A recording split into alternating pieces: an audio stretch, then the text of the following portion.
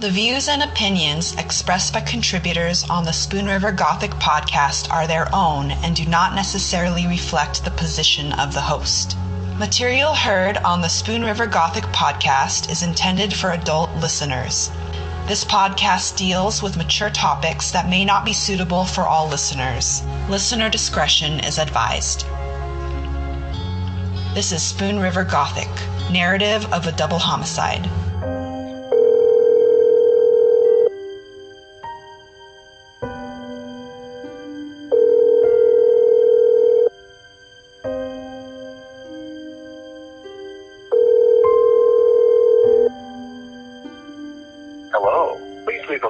After the tone.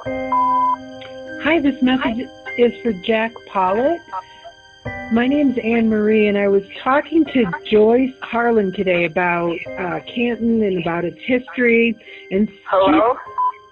Hello? Hello? Hi. Yes, you were looking for Jack? Yeah? Okay, just a second, please. I was late getting to the phone. Oh, okay, thank you. Talking to Joyce Harlan today. Hello. Hi, Jack. My name's Anne Marie, and I was talking to Joyce today about the history of Canton. I'm working on a podcast with one of her former students, a gentleman named Cory Zimmerman, and we were looking for somebody to talk to about the history, the background of Canton, and she said you would be a good resource. Well, yes, I'd be happy to talk to him. Plus, we have started what we call Canton Heritage Center, kind of a little museum that you might be interested in seeing. Okay. Well, I'm wondering if you would mind talking to me about it, and if you have time now or if you want me to call you back another time. Well, you probably should call me back at another time. I'm eating right now. Oh, okay. I'm sorry. I'm so sorry. No problem. Well, what's a good time for you? Oh, give me an hour. Okay, great. All right. Thanks. Bye. Bye-bye.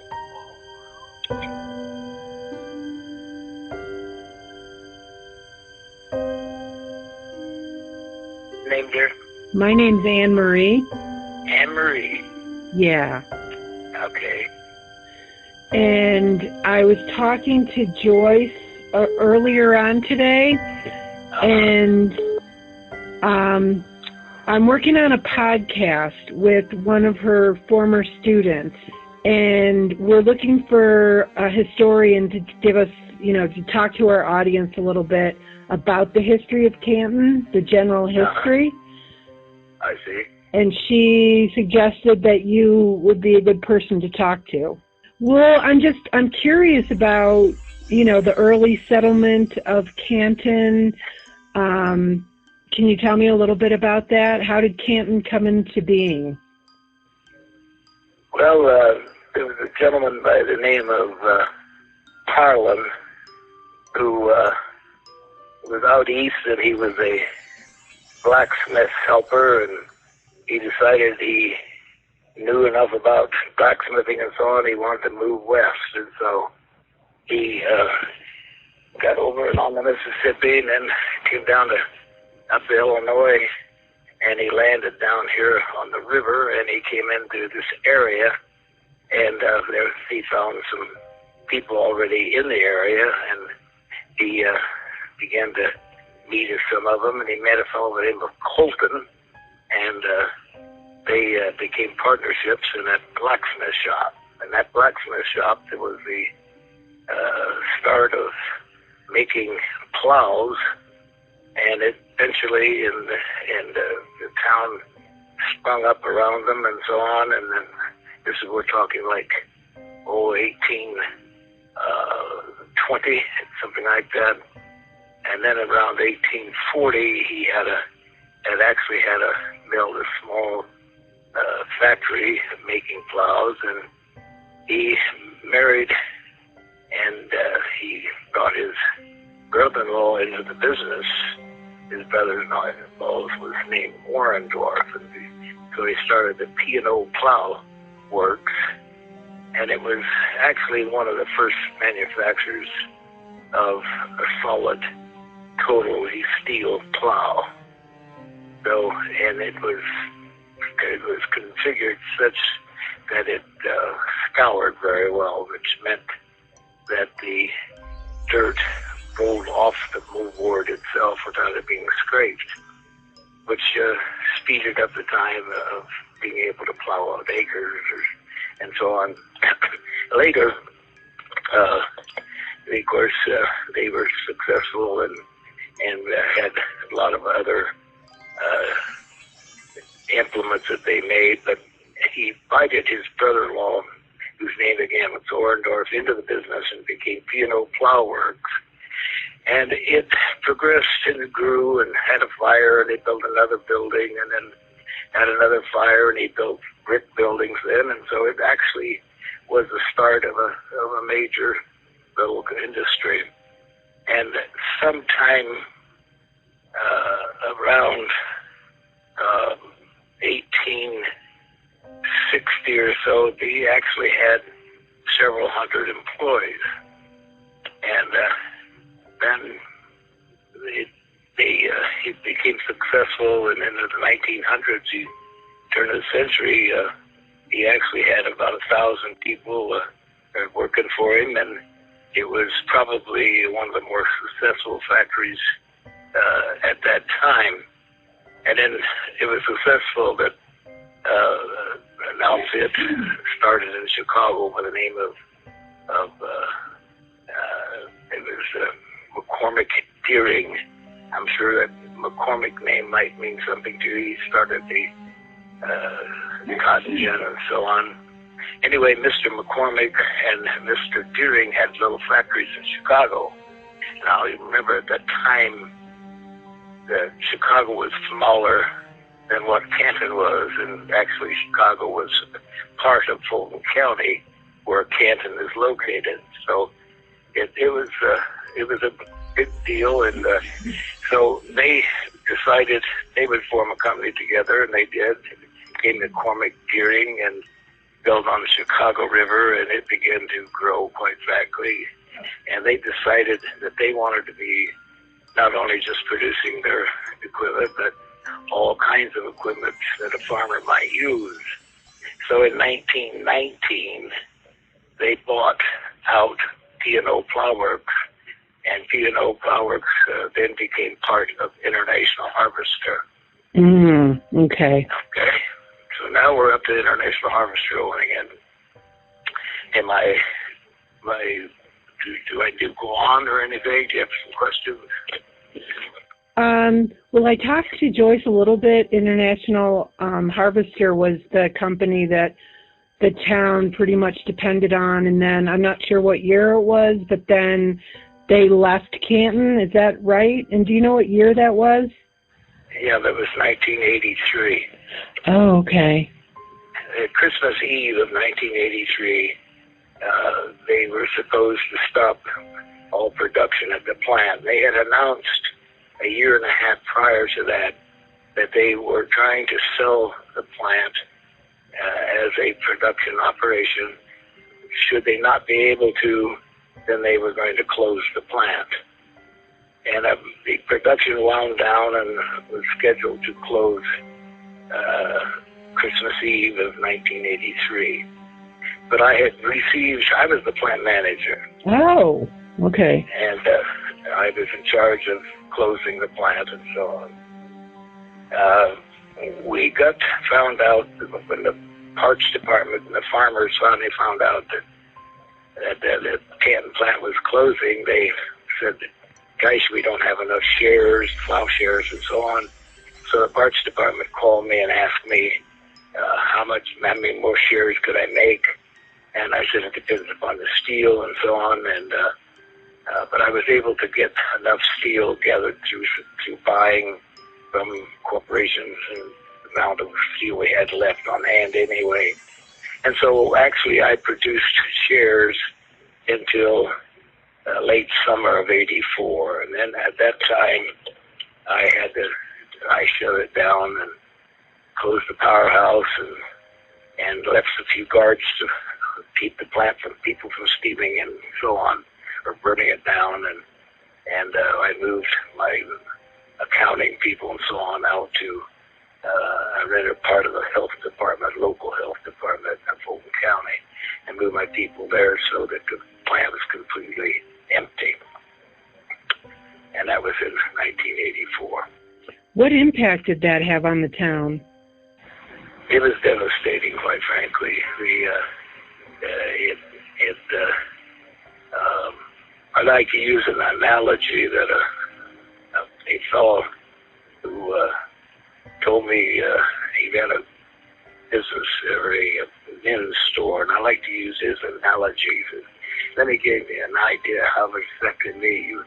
You had 200 management people, and I could count on maybe 2 to 3 suits for each management man per year. And he says, I haven't been able to sell a suit in a year and a half.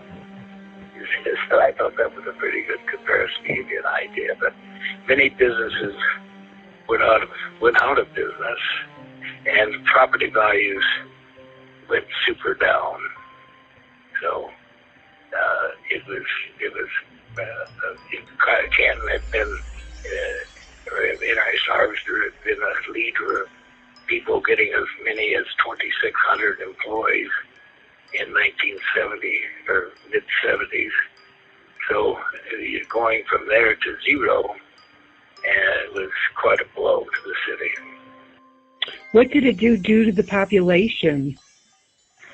Well, the population, when harvest was running good, was about a little over 15,000, and it dropped to 12,500. The next census, it had lost at least that many, and actually it stayed pretty low until in 1980. I guess it was 1987 that the state of Illinois decided that they would build a prison here in Canton. And matter of fact, I was the first employee of that prison and opened a place there. So I closed Harvester and opened the prison. But to give you an idea that in a couple of years, they said that the International Harvester, Canton had 14,000 employees.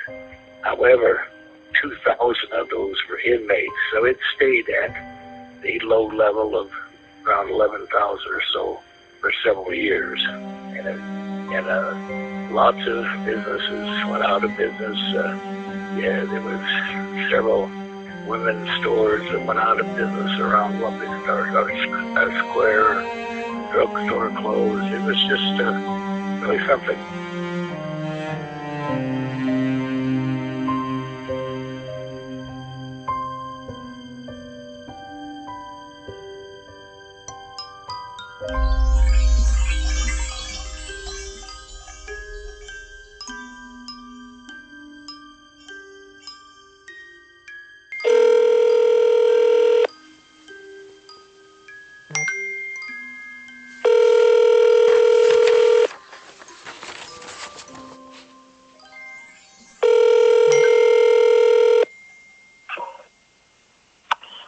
Hello? Hi, is this Bruce? Yeah. Hi, Bruce. My name's Anne Marie. I had left you a message not too long ago. I was reaching out to you because I talked to Joyce Harland. Okay, yeah. And I'm working on a podcast called Spoon River Gothic, and the first season is going to be about a case that happened in Canton, Illinois. And Joyce said you were the historian to talk to. Yeah, which story are you doing? Are you doing Janice May? No, I was doing Donald Ball. Okay. Would you be willing to talk to me? Oh, yeah. No, I'd love to talk to you. Oh, okay. Is this not a good time? One time's about as good as another right now because I had knee surgery.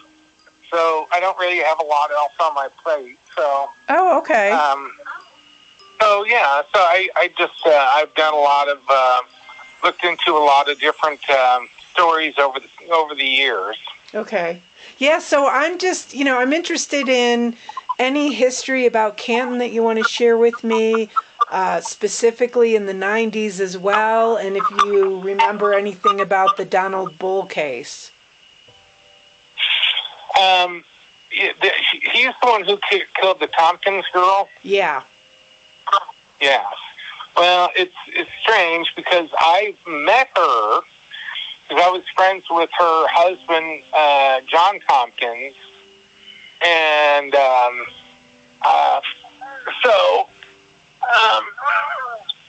but I wouldn't be able to say that I knew her well or anything. I mean, I knew her husband pretty well,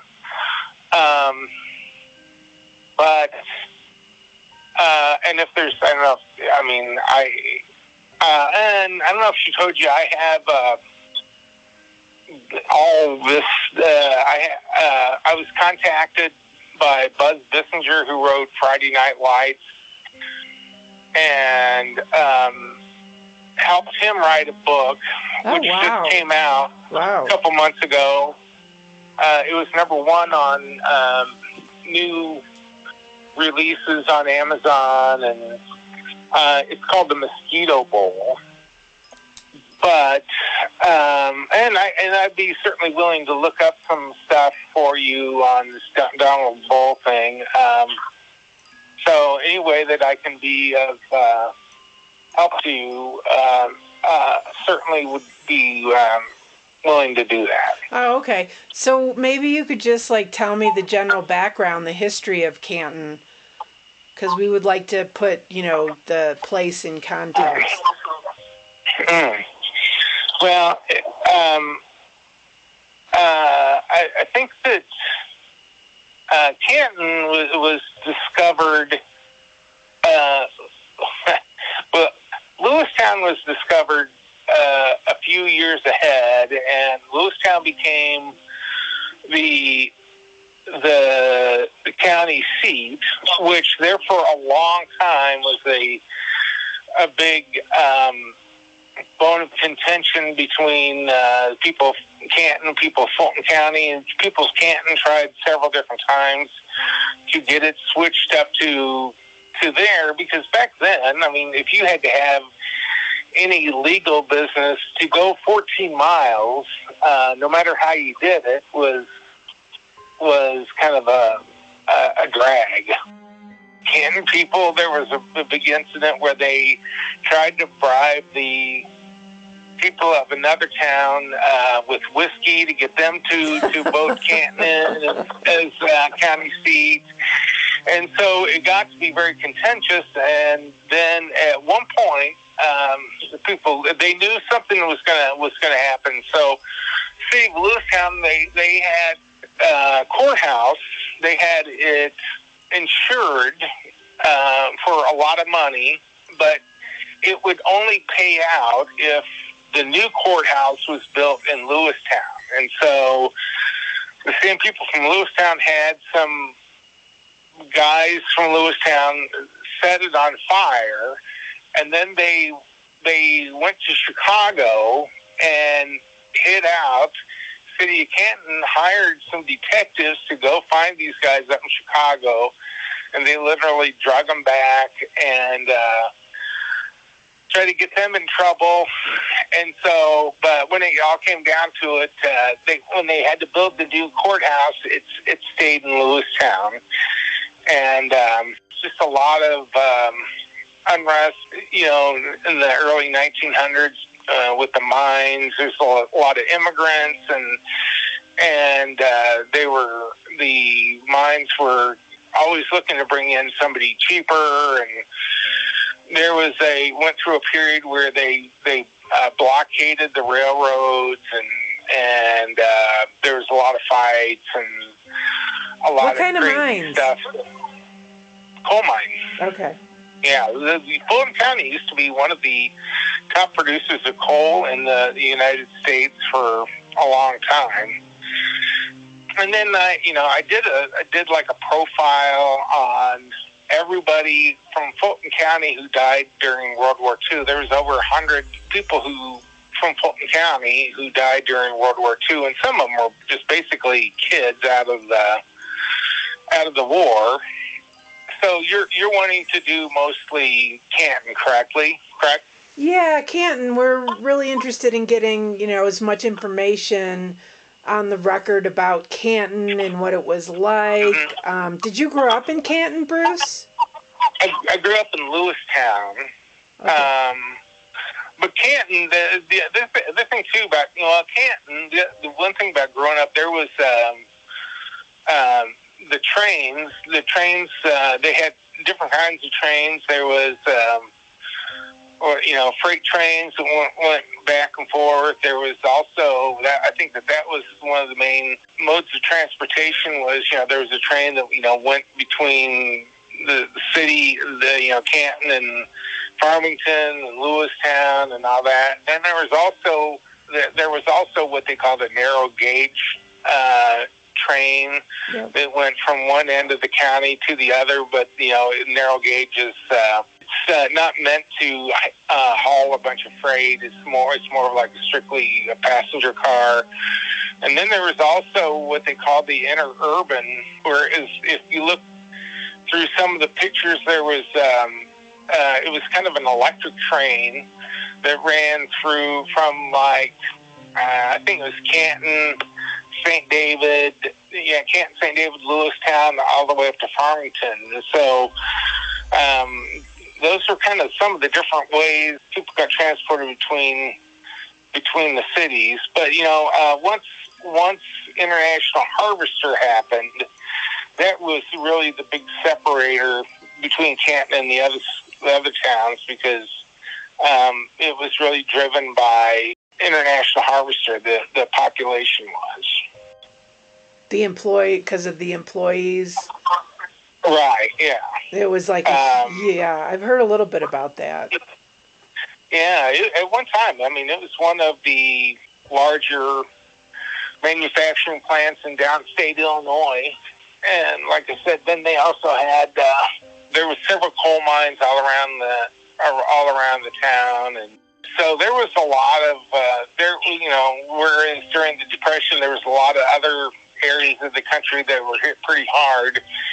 Here in Fulton County, there was actually a lot of different towns that were, a lot of different places that thrived during the Depression. Oh, that's interesting. Yeah. And Canton High School was a athletic powerhouse in the first half of the 20th century here. I think they went to the state tournament in basketball more than any other team in the state. They won the state championship in 1928, and but I think they went 17 times during the first half of the 20th century. And so, basketball was also a very big event in the county at that time. But then things began to change around in the 80s. International Harvester closed, and then the coal mines, which used to flourish for almost all that area, were closed down because there was too much sulfur in the coal there, and so they went from having a lot of coal mines to having none. And so, that really changed the whole just social climate of the county, because there used to always be so many different opportunities for jobs and really good paying jobs out of high school. It went from that to there was nothing. The Caterpillar over in Peoria, a lot of people from Canton used to work at Caterpillar, and they started moving jobs out of state, and so just the whole economic climate began to change in Canton in the 80s. So do you remember hearing about, you were friends with John, you said, right? John Tompkins? Yeah, because my mother called and told me. I remember when I had seen him, I don't know, it was sometime after that. And any kind of crime like that, you're going to bring the spouse in, because more often than not, that's the one that who was responsible for it. And so, I mean, I guess that they really grilled him pretty hard about it. And I don't think he's ever really gotten over it. I mean, it's like, I mean, it's been 30 years and he still can't seem to get past it. And, he used to be part of one of the larger family farms that they always farmed together. They always got along together. It's a very close group. And I think that he stopped working in the family farm, and then it caused a lot of friction within the family. And because he was growing up, he was one of these kids that was involved in FFA and 4-H, and he would show cattle, and he'd always be one of these. They had champions and sheep and pigs and steers, and it was just was really into it. And now he's working at a car wash. Because I think he's just had a lot of emotional problems, and that he's just never been able to get past all of this. Right. Well, plus he lost his daughter. Right. Yeah, and I was kind of surprised because she was from Connecticut, and but she's buried with her mother in upstate Illinois. She and her daughter are buried. It's like up by Dixon or Oregon, Illinois, or something. I don't know what the connection was. So she wasn't buried either here or in Connecticut, where she grew up. Mm. Yeah.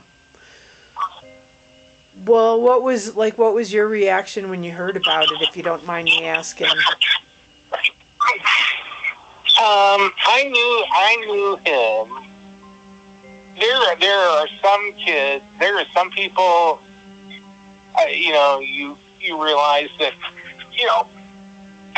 people are flawed, and there's a lot of people that if you would have said that their wife had died, I would have been really surprised, because he would never ever seem to be that. And then especially when his daughter was also killed, you just knew, well, there's no way that would have been. It's one thing to kill your spouse.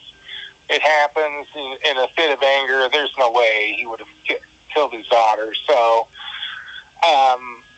but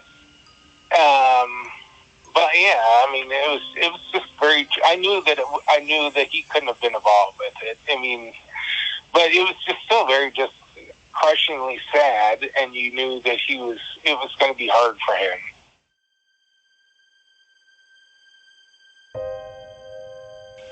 So based on what you knew about him, you never even thought for a minute that he could have ever done anything like that, especially because his daughter. Right. Yeah. Right. I knew that they had gotten a divorce. I think they'd kind of met.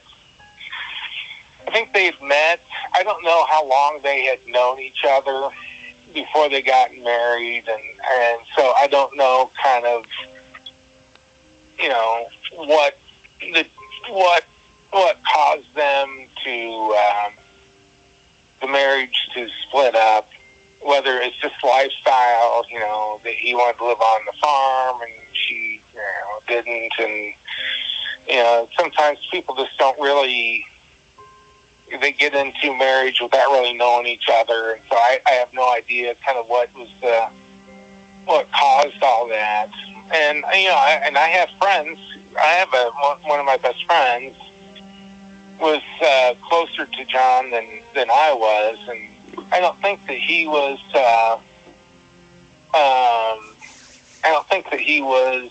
I wouldn't have thought that he would have been like stalking her or threatening to her, because it just didn't seem like he was that kind of guy. Right. So. Did you follow the investigation and then the trial that happened with Donald Bull? Yeah, because I started looking it up on newspapers.com because it was in a lot of the newspapers, and then I went to, but the local papers aren't on newspapers.com, and I did remember going through and looking through the back issues and reading all that. I know at one point David Haynes was a suspect, and I guess he worked with her. Did you know him? I did not. Okay. Do you feel that justice was served and that they had the right guy and that of course, he actually died in prison before the death sentence was supposed to be carried out? Yeah, it seemed to me, in comparison to, do you know the Janice May story? No, she was just a young girl. Her mother went to work at the hospital. She and her brothers went out. I think she was like 8 at the time. We were just playing outside. She had a couple of older brothers, and they didn't, they kind of got separated, but, you didn't really, maybe weren't aware of, like you had to keep your siblings within sight of you all the time. But it's just like they've been separated for just a short amount of time, and then she turned up dead. Oh. By the railroad tracks in Canton, and they put out this APB, and they were really determined to find somebody, and so they'd heard about this Lloyd Eldon Miller who had kind of left town quickly early and call out to this all over the state to find this Mr. Miller, and they did, and they tried and convicted and sentenced him to death within a month after the whole Janice May thing ended. It was like they were just like, okay, this is our guy. We are just going to ramrod him, into prison. Well, then his case went all the way to the Supreme Court, where it turned out that there was a lot of stuff that they just made up and that was false and everything. And so, I think that, I think the Donald Bull thing, it seemed like there was, it was a lot, it seemed like there was a lot more incriminating evidence against him than there was, anybody else. And it wasn't something where they just, I think in small towns like Canton, when there's a death like the Tompkins girl or Janice May, there is like a lot of pressure to find who did it, and because the public's awareness is very heightened. But I don't think that in the Tompkins case there was. They didn't. It took them some time to kind of sort it out.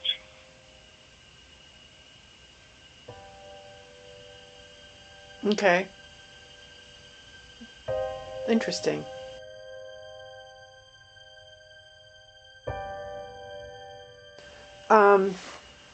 What was it? What year was Janice May? Janice May was 53, and like I said, that was really bad because the mother worked at Graham Hospital. They find this girl. They take her to the hospital where her mother's working, and I think the mother saw her daughter beaten up like that, and she just passed out. And so I don't think they ever even looked at anybody else other than Lloyd Miller.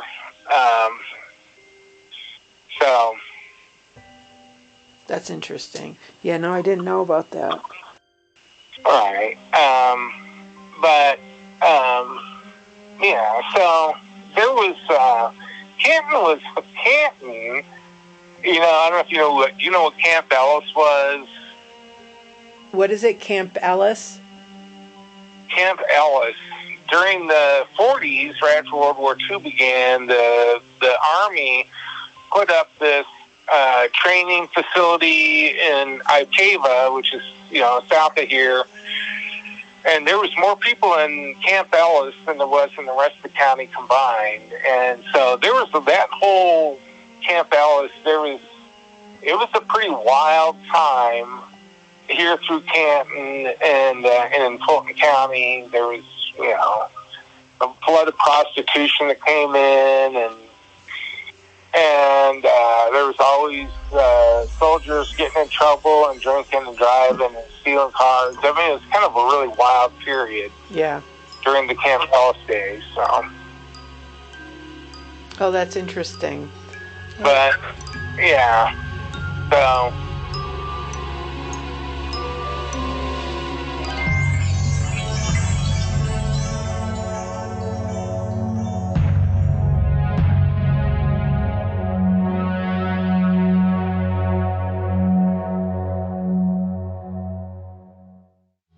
Spoon River Gothic is a production of Lonebird Media in association with CZ Studio and Radio Vérité. The show is produced by August Olsen, editing, directing, and producing by Cory Zimmerman, audio mastering and engineering by E. Mastered. Research is done by Maria Cannon Chelseah Mesa and me, Jinra Ilustrisimo. Spoon River Gothic is written and hosted by Cory Zimmerman. You can follow the show at czstudio.works and read the blog at spoonrivergothic.com. Show some love by leaving us a rating or review on Spotify, iHeartRadio, Apple Podcasts, or wherever you get your podcasts. And stay tuned for the next episode as we dive deeper into the Donald Bull case. Thank you for listening. This is Spoon River Gothic, narrative of a double homicide.